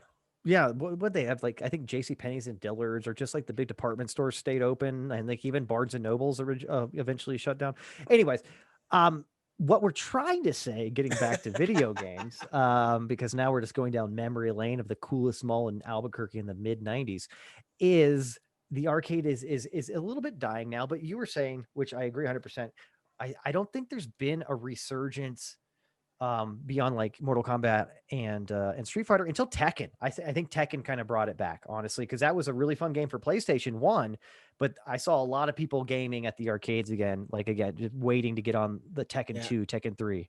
The last time I saw people gaming at the arcade, like with anticipation and waiting in line, was actually when Dance Dance Dance Revolution came out. DDR, Dance Dance Revolution. There was a huge really line huge for that game. That was even early 2000s and everything, when that was still super, super popular. Yeah. Well, that makes sense. I think if it's highly competitive, and with that game, it also got people to move and kind of feel goofy, you know what I mean? And have people laugh. Almost the same kind of feeling when you got up and did it in front of a crowd of doing karaoke. Do you know what I mean? To a certain extent, you're all, I'm going to look kind of stupid. It's going to be silly. You're like, yeah, but get out there. It's fun. We're having fun. Yeah, I say Dance Dance Revolution. That may be the last one, and it had to push people to be interactive and physical to actually get involved, where these other games didn't. So I think they just had to push the envelope a little bit more to get that same attraction to the arcade. Yeah, I agree. Yeah, and now there's just nothing like that. I would switch it up. So just to say my favorite arcade game. Oh, there you go. There's kind of two, right? Hands down, favorite arcade game, Mortal Kombat 1. When it came out, Mortal Kombat 1 was crazy. It looks like shit now, but it's nostalgic. But when it came out, pulling someone's head out of their back with their spine attached with blood just oozing everywhere as their limp body falls to the ground was unheard of. And it caused a great controversy and stir when that was out. Like, oh my God, we're teaching kids to be, future prisoners. They were like, exhibit number 1 when it went up to Capitol Hill in the mid 90s too. Because there was games like Mortal Kombat, Street Fighter, Doom, things like that were coming out, which did not rub, especially conservatives, the right way, and what we were showing their children. But yeah, they got a lot of guff because that was the first game where you could literally be like, hey, check this out. We're done fighting. Now I'm going to literally explode your head or pull your brainstem out, like whatever. You're like, what the fuck is this? But it was awesome, right? I mean, seriously, wasn't that the reason why you were all about it? Well, that, and they had like live action recordings of people. Those are real people. It was like, they're real people doing the moves. That was unique too. And graphics got so good they don't need it anymore, but that was really cool. Another game that I like isn't really an arcade game at all, but a good pinball game's always been one of my favorites. That's the OG. I will tell you this. And I could see it too. My father loves gaming a lot too, but when we go to the arcade, because we used to do that a lot when I was younger, he would always hit up the pinball machines and have the best time. But they are very fun. They're very addictive. They can get somewhat repetitive. That's why I like the different themed ones. You know what I mean? If you have like Raiders of the Lost Ark one, oh, this is cool, or the Simpsons one, right?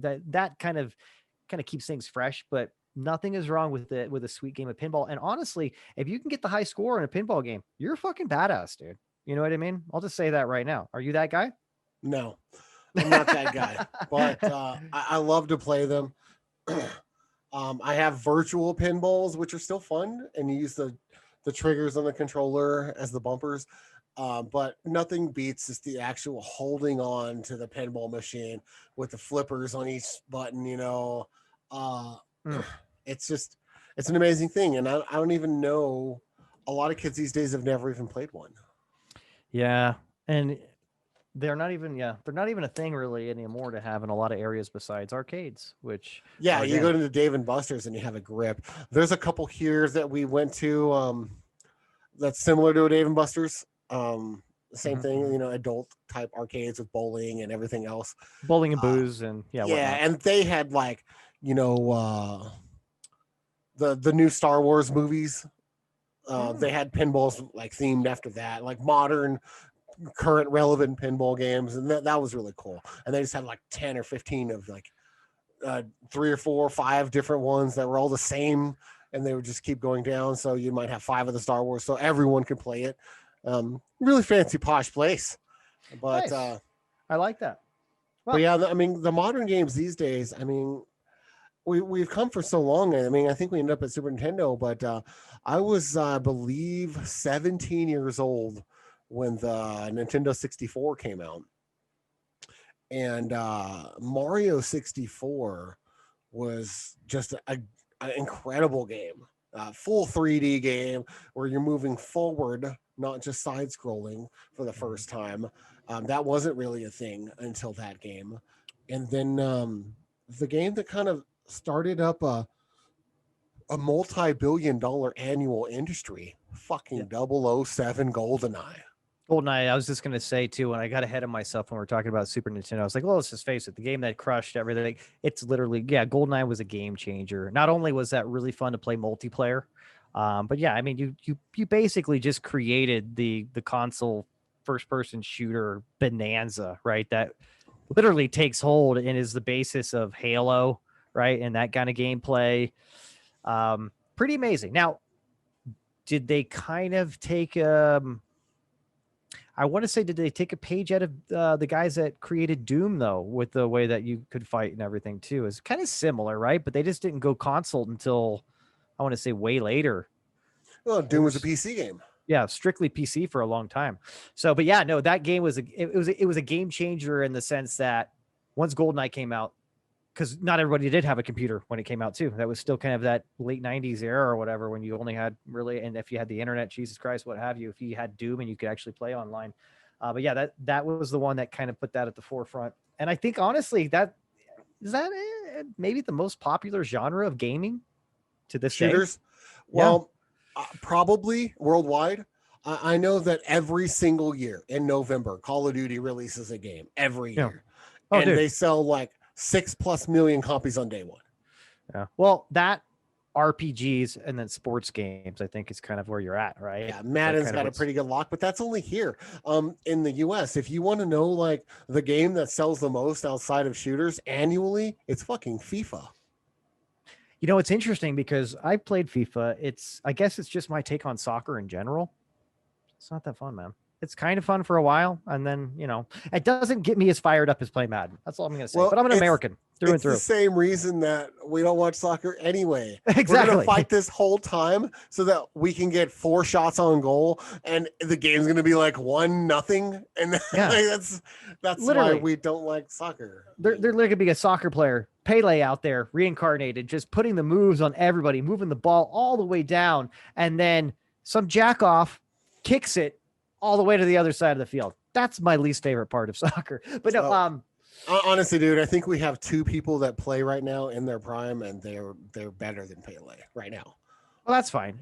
Can you see how relevant I stay with soccer? I remember names from my childhood because I believe Pele was he was famous in like the 80s. Ronaldo and Messi, I think. I do know Ronaldo. They're both really good. Really fun. No, and that's fine. But I was watching during the World Cup last year, and I was just like, "What's the big deal about this Ronaldo guy? He's not that good." And then he scores 3 goals, and the game's like 3-0. I'm like, "Oh, okay, I guess he's pretty good." It's like, now, I get it. To get back to one thing you had mentioned, I want to. You have again favorite arcade game, Mortal Kombat 1. I'm gonna go with mine, hands down. Is Ms. Pac-Man. That's a good one. That's a good one. Now, and I will say this too. I always wondered what what my passion was about, but I did learn this a long time ago. I think I told you about it too, but I rewatched that one little docuseries too that highlighted it.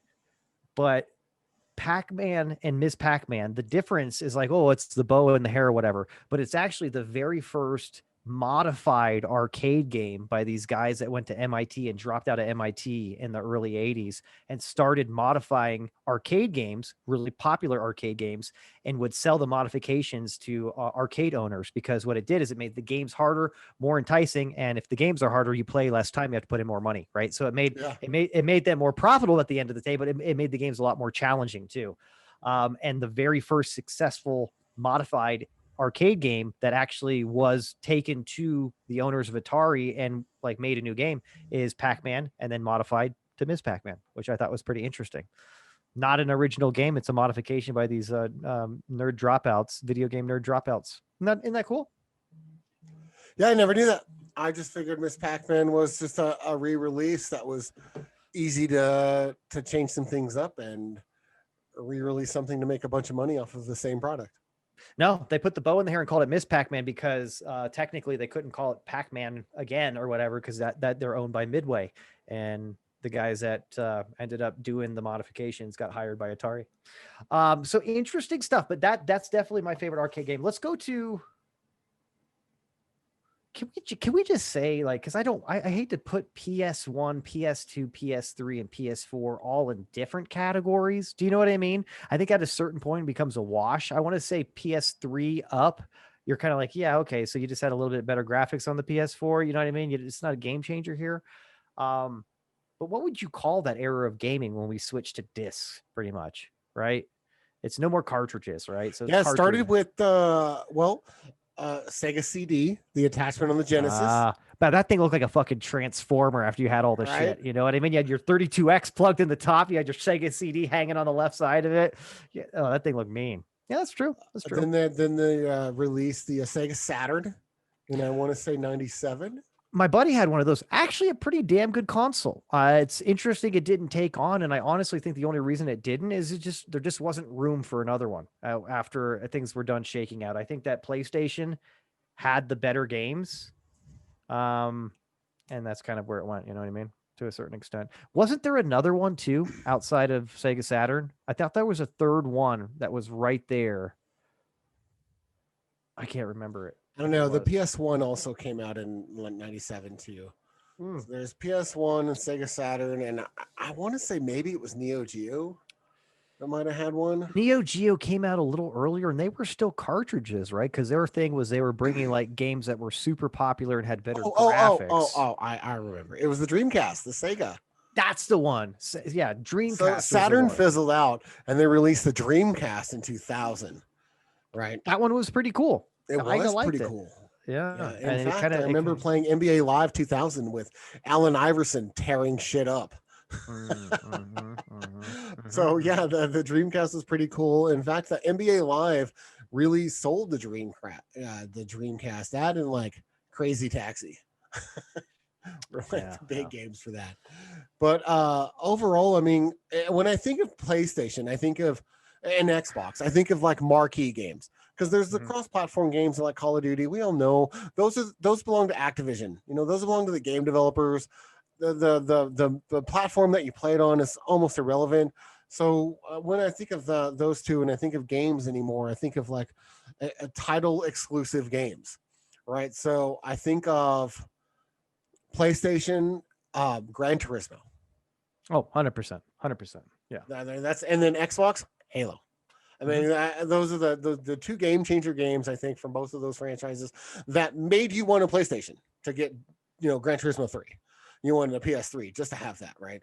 You wanted the new Halo, so you wanted to get an Xbox, and that was it. That was the whole selling point, and it worked. Well, another one that's in there too, it's just added on to it, is Gears of War, right? Isn't that only for Xbox franchise. Too? Yep, that's an Xbox. Yeah. And I want to say Tekken is a PlayStation exclusive, right? I thought they were for the longest time. I mean, they are, but they're not. Did they bitch out? They're not owned by Sony. They just inked a deal with the developer. Yeah, they're exclusive. I think they're exclusive. Yeah. I was trying to think of what else. And Crash Bandicoot was exclusive to PlayStation 2. That was a fun little series. That is a fun one. In fact, they've remade some of those games. Yeah, Crash and Tony Hawk. Ooh, that's, you know what? I have to maybe retract what I said earlier. What did I spend the most time gaming on? Well, okay, no, I was saying maybe like youthful, like little kid in my teens or what have you when that game came out, because I was in high school when that game came out. Tony Hawk 1 and 2, the first two especially, where you could build your own fucking level in the second one and everything. Oh, the level in the warehouse. Oh man, dude, you could just make that unlimited grind fucking level or whatever. You just rack up. I remember getting millions of points on that game, but dude, that is literally, that was a really good one. One is, it was just so, for its time too, so accurate, the gameplay for skating, you know what I mean? And I think that was just that was mind blowing at that time too. I think with how impressive it was gameplay wise and how much it like looked and felt like you were skateboarding and everything. But still, the outrageous shit you could do on it that was not lifelike was awesome. It was like, you know, you were Tony Hawk. You were the best skater in the world. It was fucking awesome. Well, Tony Hawk 1 and 2 just came out again in August. So it's been out for a few months, but they just remastered everything and re-released those games, Tony Hawk 1 and 2. So Wow. I don't know if they did it on the PlayStation. I know for sure it's on the Xbox. You know, I'm just got to break away here for a minute. I'm still talking about games, obviously, but really want to get a PS5, and you can't get them anywhere right now. I'm kind of thinking silver lining that's okay though. I told my son, I was like, you don't have to worry about getting a new Xbox or a PS5 for Christmas. It's like they don't exist, and I'm not paying $1,500 for one on eBay. And I was like, so they just don't exist. So next Christmas you can shoot for that, but this Christmas, sorry, dude. No, and here's the thing I was saying was probably okay because they do, it always happens. These first generation of the new consoles that come out do have some kinks, do have a couple of bugs, and people start complaining about them. They already work out a second generation one like 6 months later, a year later, whatever. I'm okay waiting for that one too. You know what I mean? Yeah, Gen 1, everything always sucks. Yeah, exactly. So I think we're going to be okay. I am pretty stoked about it though, but you know, it is what it is. It's just exciting. Honestly, I will say this too. I haven't seen, I think I said it before, like, where do you cut off like the PlayStation evolution with saying it's kind of a different gaming experience? I think PS2 is where PlayStation really stepped up their game to make it like where you could do a lot more. But PS2, 3, and 4, not dramatically different besides you can have a lot more memory. It's a little crisper on the graphics, but leaps in technology and being able to do stuff. I don't know. Let me know if you disagree. That's just what I'm kind of feeling. Well, I'm expecting a lot from the PS5 and the Xbox Series X, just because I have a gaming computer, so I know what my computer is capable of. So as far as, you know, VR and high-end graphics and all that, so I want to know. Like, I've been playing Cold War, the new Call of Duty. I picked that up. Me and my son have been getting the fuck down, killing little 10-year-olds like nobody's business, you know, virtually. Is there anything better? Yeah. So I'm curious to see, because it's a cross-platform, so you can play the PS4 and the Xbox One, play Call of Duty now, and the multiplayer games are on a Blizzard server. So if I were to hop on and play, or you got it for the PlayStation, we could be able to play together, multiplayer. Right. So that's different. That's awesome for the future, so that platforms don't mean as much, at least for these non-exclusive titles. So I'm curious to see what that game would be like on a new Xbox or new PS5.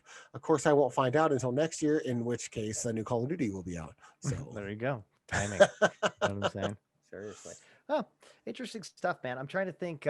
If we honestly go the computer, more PC game route that still evolved into a console game, I mentioned it before. I think Doom 2 is probably my favorite game if we're going that route. I also liked Myst. Do you remember that game? I was just going to mention Myst. Myst may not be my favorite PC game ever. Yeah. But I do own it. I do love it. It came out a long time ago too. It was one of the first ones. It came out in the 80s. Yeah, it was a cool game, dude. Yeah, well, a super cool puzzle game. They've re-released Myst a couple of times over the years, and the latest one's really cool and interactive compared to how they used to be. But very cool game, very cool story. I think, because I'm a nerd, I think my favorite PC game, just in general, is probably Flight Sim. Yeah, you are a nerd. No, that's cool. It's a fun game. I've played it. I haven't gotten balls deep into the whole idea as much, but honestly, I see it. I see why. Dude, it's so I've got rudder pedals and a flight yoke and a throttle quadrant. And I set it all up on my desk, and I fly that bitch like a terrorist training for 2001. See, Stiffies, this is what you call being balls deep in Flight Simulator. Absolutely. Yeah, I don't have any of that stuff, but I have played it before. Both you and our buddy, both are balls deep in Flight Sim every single year. Jesus, since I want to say What, the mid- 2005 is when I Yeah, started. I know that because I have an ongoing flight log that I still have to this And if- day. and the- Thousands of landings, thousands of hours. It's crazy. the other reason why you always remember too is you actually do have a little anniversary celebration for yourself, just you in your closet by yourself. You close the door, you have a little cake. I think it's a little cupcake that you do, and you talk to like your flight simulator, and you do a little. Yeah, I I remember. grabbed my flight sim 2004 Yeah, and I masturbate. That's how I do it. That's just That's how I how- do it. this is how Bob celebrates. No, but a new flight sim just came out a few months ago. And there you so I built a computer to help, render our show stuff, but I also got it to prepare for the new flight sim, bought new rotor pedals and everything. So I bought new equipment, I built a new machine so that I'd be ready. And it's an amazing setup. If you're ever at my house, I'll let you, Bob, fly around. I was almost there. I was so close, but so far away. And one of these days though, we can get drunk and crash planes. That sounds pretty fun. That sounds better than crashing Lamborghinis, actually. Almost. It's like a step up, just one step higher. Crash planes, crash Lambos, all sounds good. Well, I'll tell you what. I say we do this. I say we scrap the one more thing we were going to mention, and we just kind of wrap it up here with overall. We've talked about favorites here and there. Take when I say what's your favorite game in history, take that how you may, okay? Because I'm not saying that you logged the most hours or that you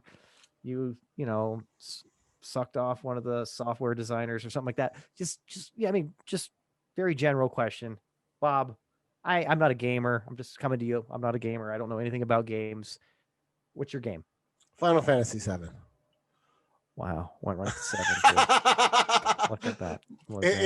It's a novel in a game, and it's a story that's incredible, and it's a fun game to play. I've probably played that game through beginning to end at least 10 or 15 times, and it takes like 100 hours to beat it every time. Like it's an amazing game. So Final Fantasy VII. That was good. I that's a fantastic game too, and I like that you went to 7. Didn't they like redo 7 not too long ago? I want to say 5-10 years ago or something like that. Didn't they No, there's a new one out right now for the PS. In fact, you can get it. They're releasing it in a series. I can't get the new one because I don't have a PS, but it makes me want to get it just to beat you at Madden. You do need to do that. I mean, get a PS. I do at some point. But no, they did re-release Final Fantasy VII, but they're doing it in like stories. So like the first part quote is out, and you can buy that, and you get to a certain point. I can't remember. Our buddy told me like where it ends, and it's not that far into the game. So I'm guessing there's going to be like probably 5 or so parts that they're going to release, and of course each one's going to be like $40-$50. Yeah, that's all right. Great game, fantastic game. It's interesting when I think about that question here myself. I do have 2 answers. I hate to do that. I hate to be that fucking guy, but here I go. Always riding the fence. I'm always riding the fence, but no, I will say that if honestly I say now, and I think it's maybe just because it's most recent. When I think about, okay, what's your go-to game? It's what I've been playing every single year since you introduced it to me in 2002 for maybe the nice transition of the Madden series too, where it got really real. It got a lot better, big uptick from the 90s Madden. But I gotta say Madden. I gotta say Madden football, EA Sports. That to me is hands down the game that I always am excited and entertained to continue playing over and over again. Like literally, I can play Madden for a good 8-9 hours if I didn't see like the light change from outside from light to dark or vice versa. I wouldn't even know. So it's interesting. So I'll go with Madden, but I will say this: the other game that to me, it just rings true. I was like, man, I had so much fun playing that. The story was so good. It was for the original PlayStation. It was called Vandal Hearts. It was RPG game for some odd reason. Just the story, the characters, how it worked, how you fought the battles or whatever. I played that like all night throughout high school. And like a lot of times like my parents would come and yell at me, like, turn off your fucking TV and go to bed. You got school tomorrow. Like, getting down. But for some reason that game stuck out to me. Little random, because I think they did like a second one and then it kind of died out. But do you remember that game? I do. Nice. Nice. So RPGs, huh? Topping our list. Look at us go. Yeah, and religiously, I play Madden and Call of Duty. I mean, that's just kind of where I live. And 100%. I also mix in the NBA 2K and NHL. So I'm a big fan of most of the sports game, except soccer. I did pick FIFA 20 though to try it out, and it's okay. It just doesn't do it for me. I will say this, for the intricacies and the complexities in general of sports and all, especially multiple player sports like basketball, so, all that kind of stuff, football, I think Electronic Arts has done the best job making sports games like very real feeling and very addictive. Like they've done a fantastic job. I think if sports games wouldn't have taken the leap that they did with like being realer to like just more reality driven with, running calls, what other players are able to do instead of just generic AI or whatever it is. Right. I think they've done the best. I will say they're probably my top gaming company if I had to think of progression in games. What is your favorite professional esport game? Did I lose you? Is What do this you mean? thing on? Is this thing on? What do you mean by professional esport? Well, e-athletes, like esports. It's a $multi-million industry. They hold tournaments. Madden's one of them. I mean, but the typical ones that you see, Counter-Strike still is out there doing its thing, but Overwatch is huge in esports. Overwatch, a great game. I have it on 2 different platforms. Overwatch, a fantastic game. But they also have League of Legends. I know a lot of the games that are done, but I haven't seen a lot of these competitions. Oh, dude, they're on ESPN, man. Like it's not even the Ocho either, because honestly, I just haven't seen them. I think they're usually on ESPN too. This is like super big in the rest of the world though, and it's big here too, but it doesn't usually take up like prime time ESPN time because I know what you're talking about. These guys are professional quote athletes, right? They are professional. This is what they do for their job, and they make tens of thousands of dollars a year playing games with friends. I got to bow out of answering the question because I don't know enough about it to say who my favorite athlete is. Do you have one? I'm an Overwatch guy when it comes to esports. I do like Overwatch. Overwatch is a fantastic game. It's kind of like a role-based game where you typically have like a healer, a tank, an assault guy, right? And you roll in, similar to RPG MMOs. Like if you're rolling to raid something in WoW, World of Warcraft, right? And then you have your healers, you have your, defensive guys, you have your AoE attack guys, you have your, attack guys. It's similar to that in Overwatch, where you have a team of, I think it's 5 or 6 on each team. But anyway, I know it's 6 because there's 2 of each. But they all roll in, and you all have to do your part. Your healers need to heal the guys that need the healing the most. Sure. And you need to work as a team, or you're going to get rolled. Right, so it's a very cool game. That also means something very horrible on the street. If you get rolled, if you and your homies get rolled, that's not good. You know what I mean? So I feel you. Yes, that's probably taking it back. So for y'all that don't know, rolled is a bad thing. When you get rolled, yeah, that's not good. It's like getting folded. You don't want to do that. Oh my, yeah, no, and. I don't really have a lot of reference there, but interesting stuff. I mean, that from what I understand too, because I did do some studying on that. That's like a multi-billion-dollar industry now that was nothing, And again, the evolution of gaming is pretty goddamn impressive, man. But yeah, I am really interested to see and I'll say that from what you said earlier, PS2, PS3, PS4, I guess the progression was more in the online gaming capabilities, right? When I thought about it a little bit more and you were talking about online games, I was like, okay, that makes sense. It got a little bit better and better, more streamlined, more things more just able to do more things. But besides the online gaming, because I'm not a huge online gamer, I'm really excited to see if we kind of, cross almost another all barrier. of my gaming is online. Oh, you're a special guy.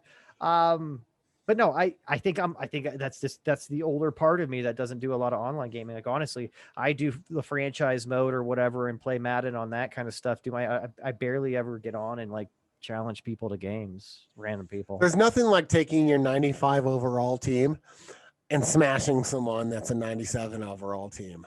Especially, and it feels so much better too when you know they are underage, or like a 10-year-old boy or something like that, and you just hand it to them and talk Take shit. that because you don't know about no huddle spread offense with double tight ends, Tom what's Brady up? style. Little bitch, Get you little bitch.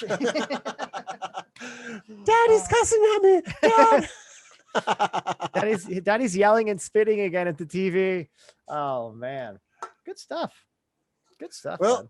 I think on that note, I think that wraps our show. Sorry if we lost any of you in the video game world, but that's just kind of the generation that Scott and I grew up in. So I mean, luckily, best generation.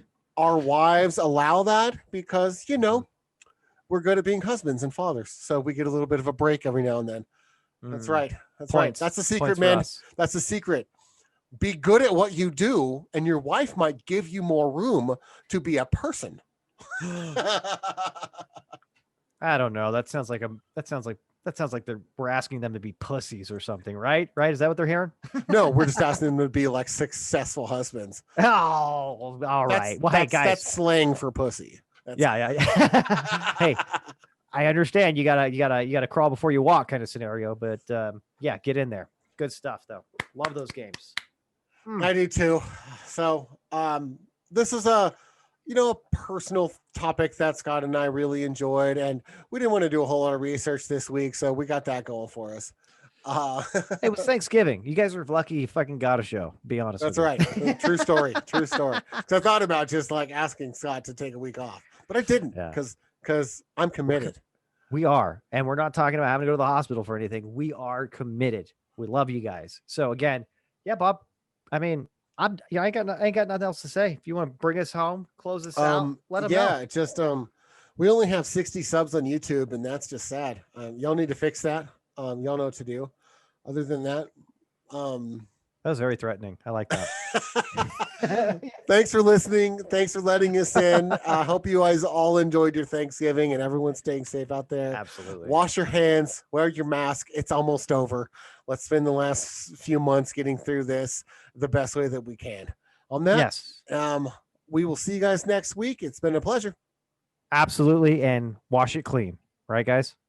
Finger. No,